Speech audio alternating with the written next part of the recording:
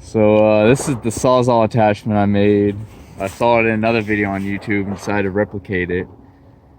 It tracks back and forth on this little bearing that I welded to a Milwaukee attachment. And it goes straight into a impact or drill.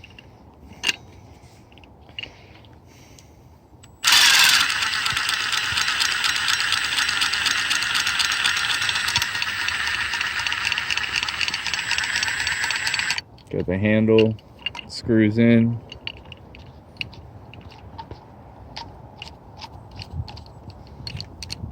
Screw the blade right in. Yeah, let's see if it'll cut. See this small one right here?